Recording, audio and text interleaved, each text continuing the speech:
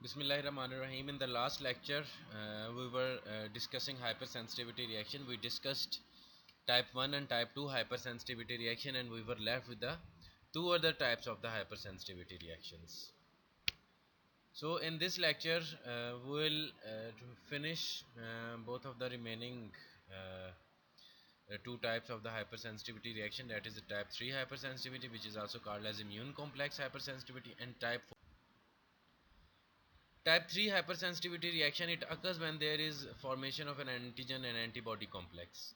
This antigen antibody complex, it is deposited in various body tissues. It is deposited in the kidney tubules, it may be deposited in the blood vessels, endothelium, and when it is deposited in the in these specific organ, it may result in various disorders, so ultimately resulting in the type 3 hypersensitivity reaction.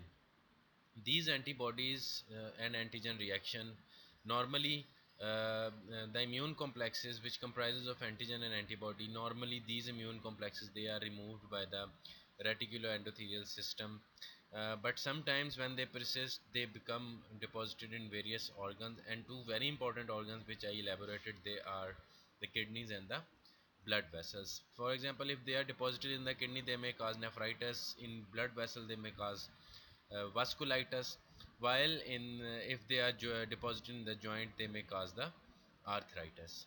uh, Similarly, these type 3 hypersensitivity reaction, they are a very important cause of the various autoimmune diseases.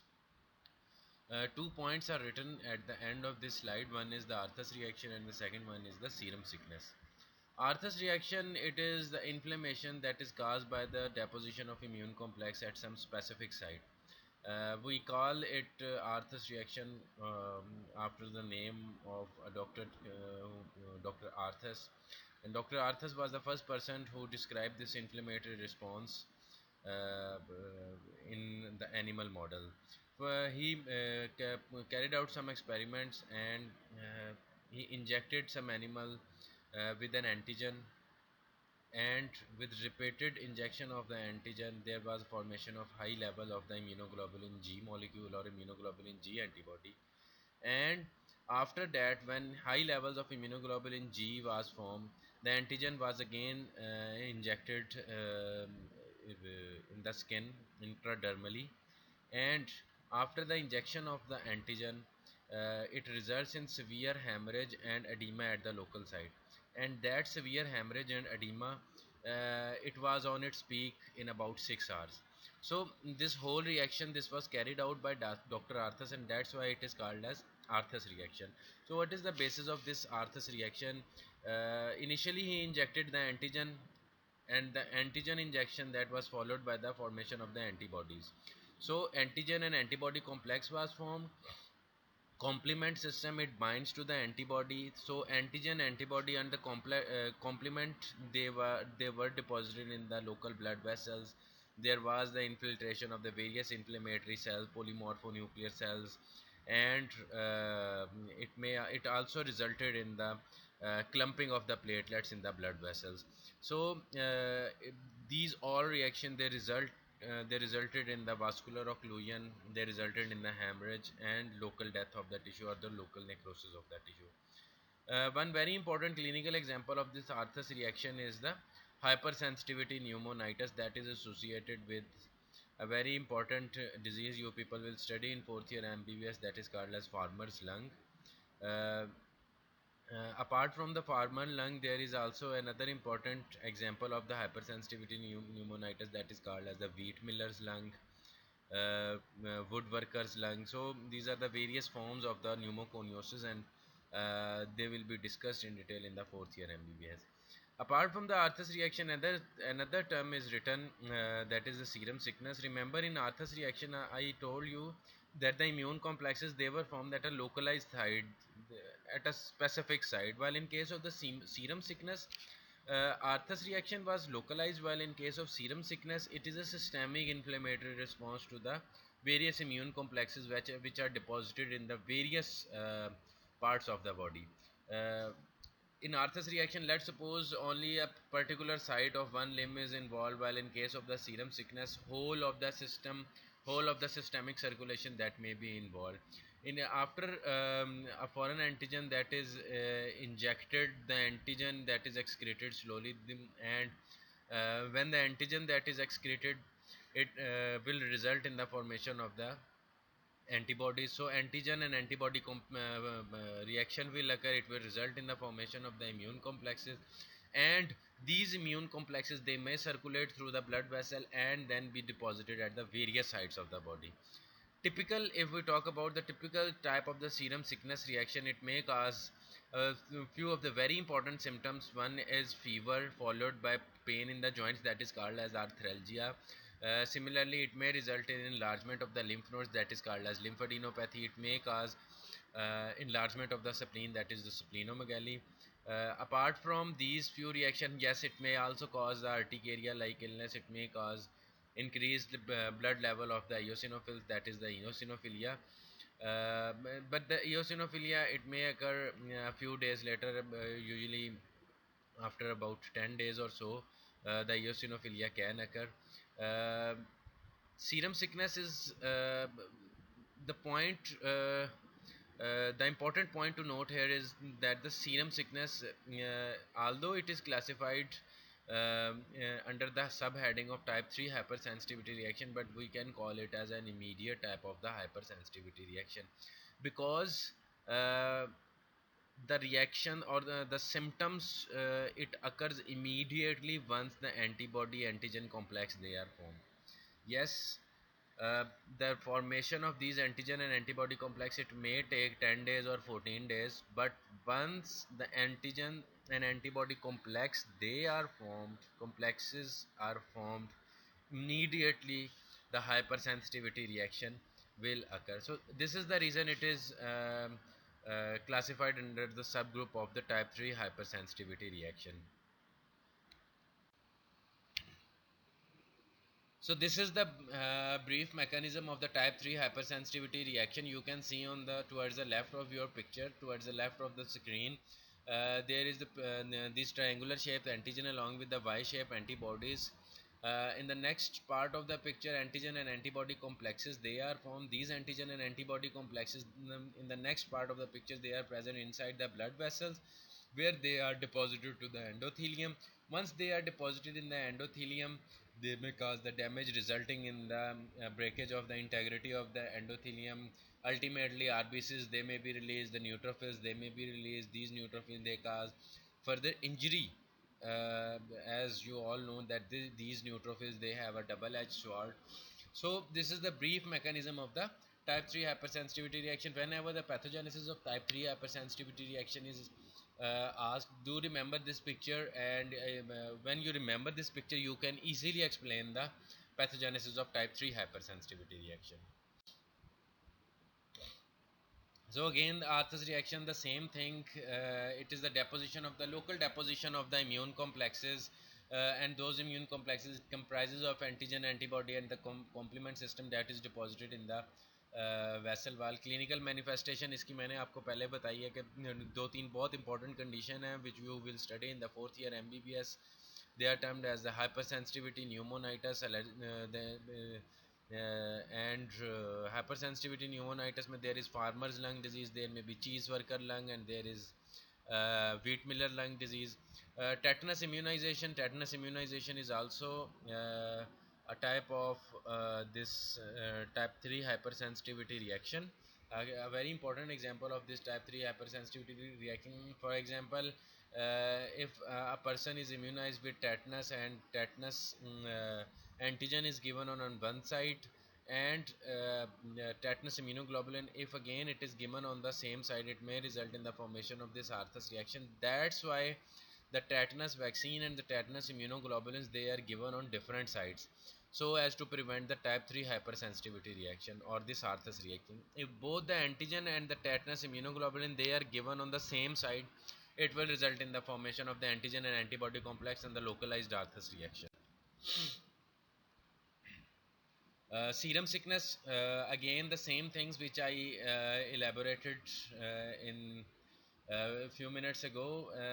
Please note down the important symptoms: fever, urticaria, arthralgia, and enlargement of the various body organ, especially the spleen and the lymph nodes.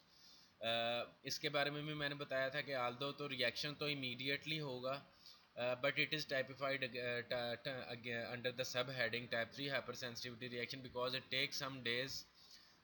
Immediate hypersensitivity reaction इसको इसलिए कहेंगे कि once antigen and antibody complexes are formed, उसी वक्त symptoms appear होना शुरू हो जाते हैं. Though antibody antigen complexes they are formed after about 7 days or 14 days, or it may take 10 days, but once they are formed they may result in the various symptoms. There are some drugs which may cause this serum sickness type of reaction. One very important drug that is very notorious, and that is called as penicillin. Penicillin बड़ी एक popular drug है, and this penicillin it can cause a serum sickness type of the reaction.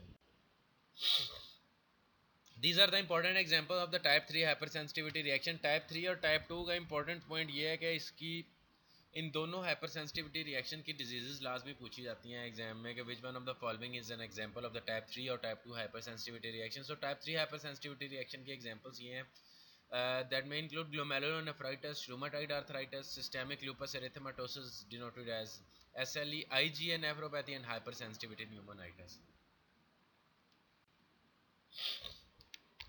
Next is type 4 hypersensitivity reaction. Type 4 hypersensitivity reaction, it is also called as delayed type of the hypersensitivity reaction. And delayed hypersensitivity reaction, that is a function of the T lymphocyte. You can see in the slide I have mentioned T lymphocyte, and this is not a function of the antibody. And another important point to note about the type 4 hypersensitivity reaction, that it can be transferred by the immunocompetent sensitized T cells. These T cells can be transferred from one person to another person, but the type 4 hypersensitivity reaction cannot be transferred by serum. So the immunocompetent or the sensitized T cells, they can transfer this type 4 hypersensitivity from one person to another person. Two types of the cells they are involved. One is the CD8 positive cells, as you know, they are also called as the cytotoxic T cell, and the second one is the CD4 positive cells, or they are also called as these helper T cells. CD8 positive cells, they may cause skin and various skin rashes or skin lesion. For example, these skin lesion they may be due to some poison or due to some foreign antigen. And if we talk about the CD4 positive helper T cell, they are involved in a very important skin test that is called as a tuberculin skin test, in which we inject the purified protein derivative as site, and macrophages are attracted towards the site of the injection. आगे जाके इसका मैं further elaborate करता हूँ आपको. Now this picture it shows the pathogenesis of type 4 hypersensitivity reaction. On the left side of the picture you can see a macrophage that shows class 2 major histocompatibility complex, and an antigen is also present on the left side of the picture, while on the other side of the picture you can see that the antigen that has been ingested by the macrophage, and this macrophage it presents the antigen in association with class 2 major histocompatibility complex to the helper T cell. Helper T cell it attaches to this macrophage with the help of the T cell receptor and the various cytokines they are produced, especially the gamma interferon, and this gamma interferon it activates the macrophage activity. So this is the whole mechanism of the type 2 hypersensitivity reaction. For all these hypersensitivity reaction you just have to remember the figures. Once you remember the figures, the diagrams, you can write the exact mechanism of the hypersensitivity reactions. These are the various examples of type 4 hypersensitivity reaction, that diseases caused by various types of the cells. If we talk about CD4 helper T cells, they may cause the tuberculosis, coccidiomycosis. Tuberculosis, as you know, that is a disease caused by Mycobacterium tuberculosis, while apart from this tuberculosis, coccidioidomycosis, that is a fungal infection that is also that is caused by a fungus. Similarly,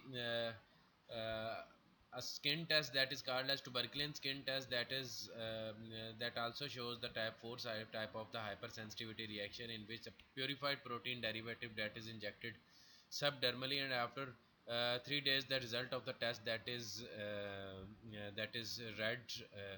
The antigen that attracts the macrophages towards the site of injection, and macrophages they bind to the helper T cells, and various cytokines or the interferon they are secreted, resulting in the activation of the macrophages.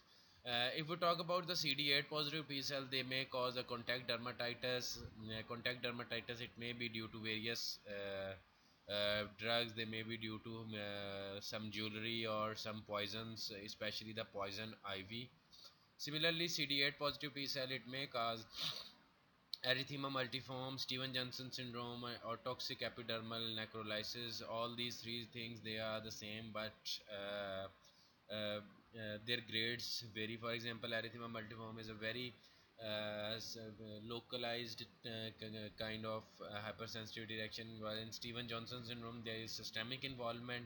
While if we talk about the toxic epidermal necrolysis, there is further progression of the Steven-Johnson syndrome. It may result in the necrosis of the skin. So the same examples of these type 4 hypersensitivity reaction, the same example, these are the same example which were quoted in the previous picture. So this was about the type 3 and the type 4 hypersensitivity reaction. I hope you people must have understood quite well that hypersensitivity reaction, they are quite important from the examination point of view, they are important from the SCQ point of view, and also from the OSPE point of view. So till next lecture, take care and Allah Hafiz.